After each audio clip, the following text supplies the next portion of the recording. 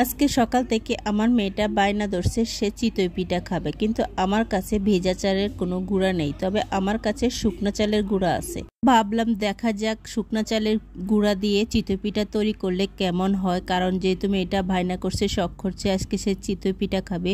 সবকিছু রেডি করার জন্য চলে আসলাম কিচেন রুমে। এখানে আমি দেখতেই পাচ্ছেন পিঠার আটাটা দিয়ে দিচ্ছে, তো দেখাই যাক পিঠাটা আজকে আমার কেমন হয়। তো তার জন্য আমি এখানে প্রথমে নিয়ে নিলাম 2 কাপ শুকনো চালের গুঁড়া, দিয়ে দিব পরিমাণ মতো লবণ। এবার লবণ আর চালের গুঁড়াটাকে আমি ভালো করে মিশিয়ে এখানে দিব ফুটন্ত গরম পানি। গরম পানিটাই দিতে হবে, যেহেতু এটা শুকনা চালের গুঁড়া, এটাকে একটু নরম করতে হবে। শুকনা চালের গুঁড়া দিয়েও পারফেক্ট চিতই পিঠা তৈরি করা যায়, শুধু কিছু টিপস ফলো করতে হয়। তো আমি এখানে প্রায় 2 কাপ পানি দিছি। এবার একটু ভালো করে সবকিছু মিশিয়ে নেব।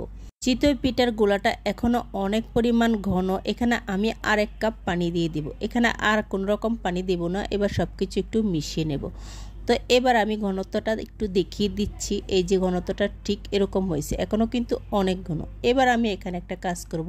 এবার এই ঘন ব্যাটারটাকে আমি ব্লেন্ডারে নিয়ে নেব। ব্লেন্ডারে নিয়ে আমি এই ঘন ব্যাটারটাকে ভালো করে ব্লেন্ড করে নেব। যাদের হাতে সময় আছে তারা কিন্তু চাইলে হাতের সাহায্যে ভালো করে মিশিয়ে নিলে হবে, তবে আমি যেহেতু সন্ধ্যায় তৈরি করছি, আমার একটু তাড়াহুড়া ছিল, নাস্তা করবে বাচ্চারা, তার জন্য আমি ব্লেন্ডারে ব্লেন্ড করে নিয়েছি। তো দেখুন এই ঘন ব্যাটারটা ব্লেন্ড করার কারণে অনেকটাই পাতলা হয়ে গেছে, মানে একদম পারফেক্ট চিতই পিঠার ব্যাটারটা তৈরি হয়ে গেছে।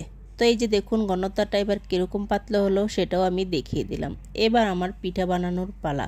যদি এই ব্যাটারটাকে কিছুক্ষণ রেখে দেওয়া যায় তবে কিন্তু পিঠাগুলো সবচেয়ে বেশি পরিমাণ সুন্দর, মানে পারফেক্ট হয়। এবার আমি এখানে তেল আর পানি মিশিয়ে নতুন খোলাটাকে একটু ভালো করে মুছে নিলাম।